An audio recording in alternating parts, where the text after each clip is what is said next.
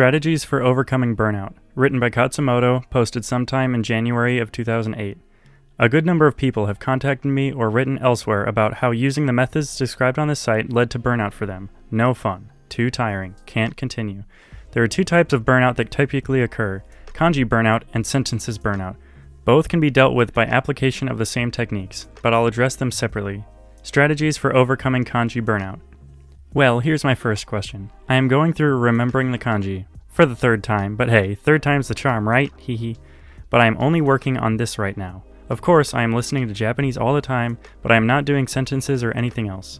I feel that my Japanese learning is suffering from this. So, would you suggest that I do sentences while doing RTK or wait until I'm done? Considering that speaking and understanding are more of an immediate need, but overall fluency is the main goal. Second question is a very general one. What do you do to avoid burnout? I've been doing your method for about a month now, and sometimes, a lot of times, RTK is so freaking hard that I feel like it's such a chore. I listen to Japanese all the time and my brain starts to feel tired after a few hours. I don't want to lose that pleasure feeling I have from learning Japanese, so how do you keep at it without it turning into a chore? What do you tell yourself? What tricks do you use?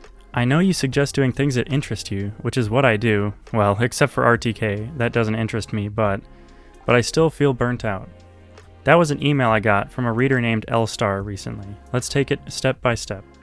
1. Reality check. While using the Heisig method may only involve learning the meaning and writing of kanji, let me suggest that this is in fact a big, hairy deal. It may feel lame only knowing the meaning and writing, but it matters. It makes a difference. Those kanji have to be learned. There is no way over them, under them, or around them, only a way through them. They need to be learned, and the best time is here, the best place is now. Not knowing them is a state known as illiteracy. End of story. Don't fall for the temptation to do something else in kanji on the side. Get those basic kanji down now. You'll thank me later. 2. Put the fun back in it. Do your kanji stories rhyme? Are they violent and funny and full of potty humor and screaming and sassiness? If not, then are you trying to bore yourself? Because you might as well be. Don't think of woman as just a pictogram of a woman. Think of it as a woman with a huge bust sticking out to the left. Don't think of Sparkle as being brilliant. Think of a character from Dragon Ball Z making a chi bomb with the power of 3 suns and screaming Kamehameha. Don't think of the person radical as a person. Think of it as Oprah or Bruce Lee or Eric Cartman. 3. Colors. While we're on the subject of fun, realize that the adult world is black and white and monochromatic and dull. What happens to paints and smiles and visual excitement? It's time to go back to the roots. It's time to go back to kindergarten. Get some color in there. Go out and get some non-toxic Crayola crayons right now. They have these twistable ones that come in a hard plastic casing and don't go breaking or making a mess like the ones we had when we were kids. Draw pictures of your kanji stories for fun.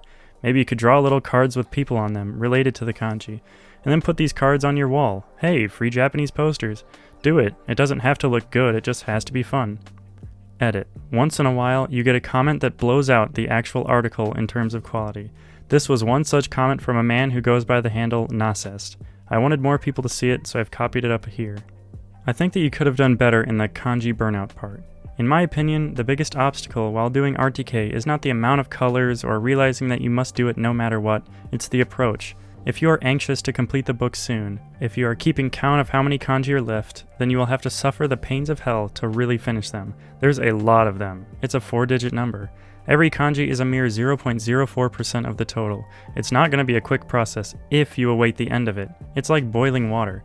I don't know about other places, but in Italy, they say that the water will take longer to boil if you stare at it expectantly. I'm amazed at how well this applies to your, Khatzumoto's, metaphor. Just enjoy the trip. Forget about finishing the kanji. Do them every day and get used to it. Feel the flavor of Chinese characters. Every one of them is extraordinarily beautiful. If you're a philosopher, you may even seek enlightenment in their ancient shapes. Eat them like they are a 4th, 5th meal in your day, necessary for your good health. While you do this, one day, when you are least expecting it, more or less, you will hit kanji 2042, or 3007 if you want to. Then you will be unable to believe how fast you were. I know it because it happened to me, even though it took me 11 months to complete the book. Don't worry, it will take you much less. I just was using too little impetus in the first 1000 kanji. I finished the second half in about a month, after finding this site, by the way. True story, once a journalist on a trip to Egypt met a desert Bedouin. The Bedouin was used to traveling huge distances in the Sahara with his camel, taking weeks at a time. When the journalist told him that in the West there were airplanes that could cover the same distances in a few hours, he answered, perplexed, "And then what do you do with the rest of the time?" The time you spend while aiming at something, no matter how long it is still part of your life. There is no reason to not savor and enjoy it in relaxation like the rest of your days. Strategies for overcoming sentences burnout. 1. Look forward. If you quit now, you'll regret it in 6 months. It's that simple. And you'll have to pick up the pieces all over again because you'll have fallen back. You might be like this one German guy I knew, who knew all his kana and some basic vocab and then forgot it all through neglect. If you quit now, you will regret it. You don't want to be that guy telling his friends and family and guests about how, "Yeah, I used to know me some Japanese." Do you? Not that you should dwell on the negative. Focus on the positive. Number 6. Remember the dream. 2. Look back. When you're always trying to learn more, it's easy to forget to appreciate how much you already know. Look at you. Look at how far you've come. Look at all that you know. Take a look around. Remember how you used to suck? There was a time where you knew nothing. Every legend started from zero, and so did yours. You came this far. You can go further. Just keep on keeping on. 3. Log it. Logging can be a great help. It gives you something to look back on, a sense of achievement, and helps you keep going because it creates at least one thing you have to report to. You have to do something worth putting into your log, otherwise you'll lose face. One caveat though, keep the logging simple such that it doesn't become a burden. A plain text notepad file with timestamps or 1 or 2 comments on recent progress, ideas, experiences, or impressions is more than enough. You want to spend as least time as possible making history rather than recording it, so stick to the highlights. It may not seem like much, but you'll be surprised by how good it feels to go back over it. Momoko taught me how to do this. 4. Get more stuff. I'm sorry to bust out the consumerism card here. If you think that a couple CDs are enough to get you fluent in Japanese, you are, as they say in Tokyo, quite mistaken.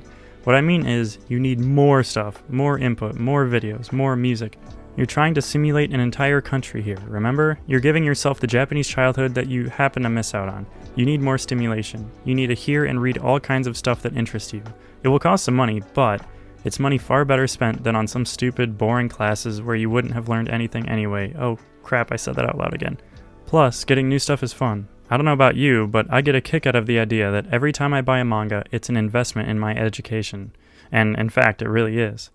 5. Chill. It's my fault for getting people all worked up about sentences. Your aim in life is not to dart around with your eyes and ears open, catching sentences like a whale catching krill.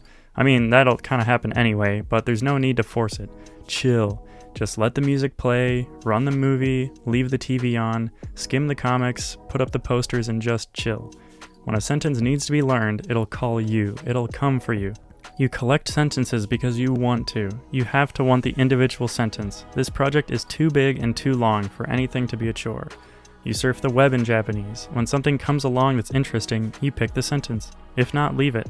Just enjoy being Japanese. Of course, ethnically and culturally, you're not actually Japanese, but what would you be like? What would you want to know if you had been born and raised in Japan?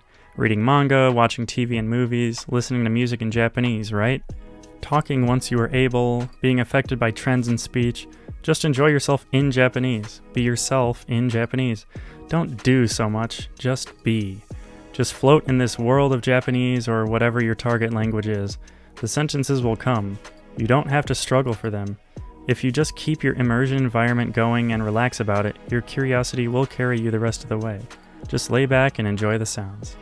Let me put it into numbers for you. Typically, it's about 2 to 4 hours a day of actively working on the language, SRS reviews and new entries, 2 to 4 hours of handling business in another language out of necessity, and 16 to 18 hours of just having text and sounds come into your life without working on them as such. Tasks can overlap.